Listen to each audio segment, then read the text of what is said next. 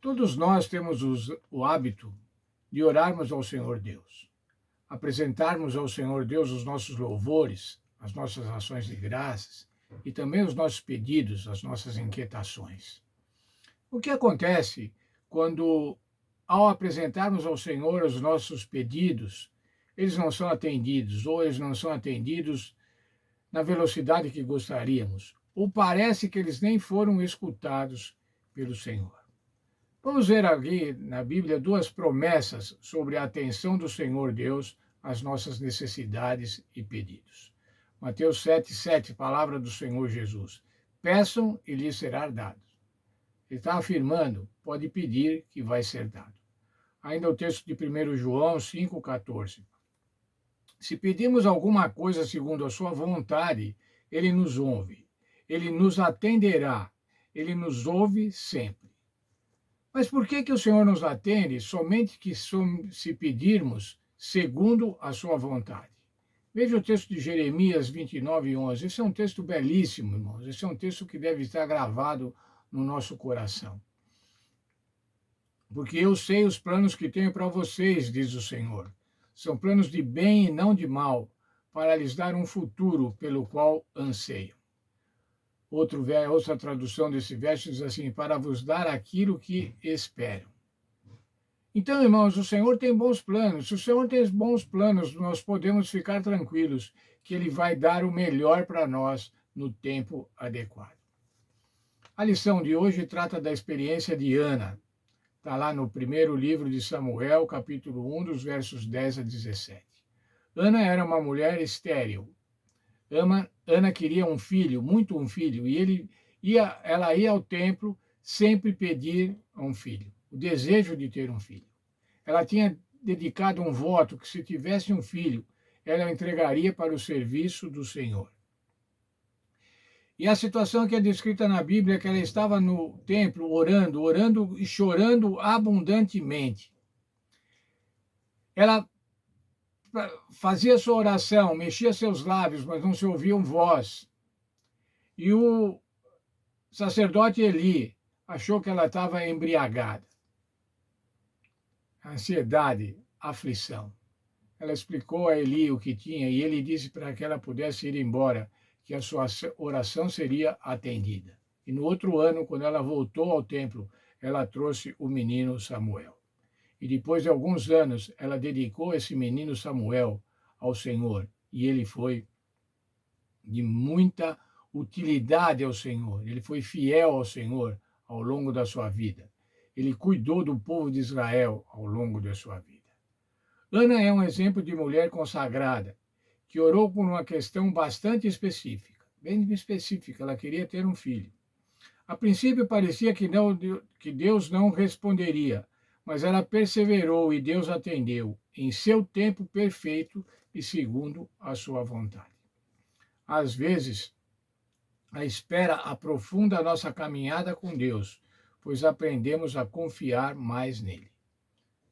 Quando a nossa oração não é imediatamente atendida, irmão, nós continuamos orando, nós continuamos perseverando na oração, e isso nos aproxima mais do Senhor Deus. O texto que temos para memorizar é assim: confie nele o tempo todo, derrame diante dele o seu coração, ele é o nosso refúgio. Portanto, irmãos, o segredo é confiar. Confiamos que ele realmente sabe o que é melhor, mesmo quando não temos uma resposta imediata.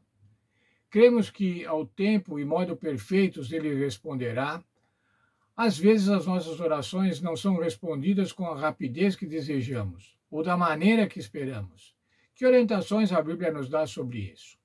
Nossa lição traz 9 maneiras que nós devemos atuar quando entendemos que as nossas orações não estão sendo ouvidas, ou quando entendemos que está demorando a resposta. Eu recomendo que cada um leia com cuidado todas as passagens que estão citadas.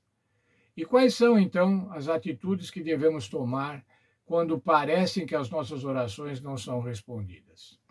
Busque a vontade de Deus, não a sua. Considere as suas motivações. Pergunte se há algum pecado acariciado, Será, irmãos, que temos pecados acariciados e, portanto, as nossas orações podem não chegar a Deus ou não são respondidas por conta desses pecados acariciados? Permaneça em Deus e em Sua palavra. Ore com fé. Examine o seu coração se nós estamos pedindo a Deus com humildade ou com arrogância, com orgulho. Persevere. Não desanime, continue orando. Mesmo quando você acha que a oração não está sendo atendida, mesmo quando você acha que a oração não está sendo ouvida, persevere, continue orando. Perdoe aos outros.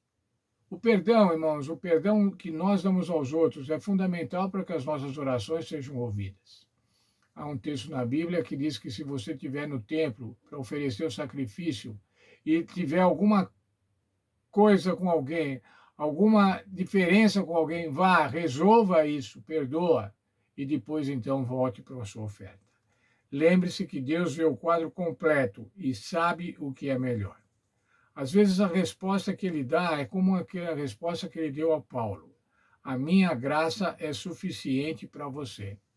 O apóstolo Paulo pediu para que o Senhor o curasse do que ele chamava um espinho na carne, que era muito provavelmente um problema físico, uma doença. Veja, o apóstolo Paulo, que trabalhava tanto para o Senhor, o maior missionário da igreja cristã primitiva, aquele que fundamentou a igreja cristã primitiva, a igreja cristã nascente, e cuidou da igreja, e morreu por isso. Ele pediu ao Senhor que o livrasse do espinho na carne, e o Senhor falou para ele, a minha graça te basta. Mas que é isso, irmãos? Eu quero resolver o meu problema. E o Senhor diz, a minha graça te basta. O que é a graça do Senhor Deus? A graça do Senhor Deus é a salvação, é a vida eterna. Tem alguma coisa mais importante do que a vida eterna, do que a graça do Senhor Deus? Por isso que ele diz, a minha graça te basta. E às vezes nós temos pedidos que para nós são muito grandes, mas que diante da graça de Deus são absolutamente pequenos. A minha graça te basta. Que Deus nos abençoe e que nós aprendamos isso. A graça do Senhor Jesus nos basta. O amor do Senhor Deus nos basta. Seria a graça pouco? Seria pouco a graça do Senhor Jesus? A graça da salvação em Cristo? Um fator determinante na forma como reagimos ao que parece ser orações não respondidas é a nossa imagem de Deus. Como é que vemos Deus? Se o enxergamos como distante e desinteressado, nosso relacionamento enfraquece. Nesses momentos, busque na Bíblia evidências do seu amor e cuidado por você e ore para que a sua visão distorcida sobre ele se torne mais clara. Sabe, irmão, se nós pensarmos no conflito em que vivemos, no conflito cósmico em que vivemos entre o bem e o mal, Satanás é o primeiro a ficar no nosso ouvido, na nossa mente e falar assim, veja, Deus não atende as suas orações. Que Deus é esse que você está orando? Não adianta você orar, ele não atende as orações. E nós devemos, nesse momento, então, é nesse momento mesmo de luta espiritual, que nós devemos buscar na palavra de Deus orientação para nos tranquilizar, para nos deixarmos certos de que o Senhor atende da melhor maneira, que o Senhor tem bons planos para nós, muitos bons planos, tem planos de bons e não de mal. Vou concluir lendo novamente o texto de Jeremias 29, 11. Porque eu sei os planos que tenho para vocês, diz o Senhor. São planos de bem e não de mal, para lhes dar um futuro pelo qual anseio, ou seja, para vos dar aquilo que desejais. Que Deus abençoe cada um de nós. E se nós estivermos nesse momento, com essa apreensão que as nossas orações não são ouvidas, que nos lembremos que o Senhor tem bons planos para cada um de nós. Que o Senhor sabe melhor todas as coisas. E Ele, no momento certo, vai nos responder e vai nos atender segundo a sua vontade.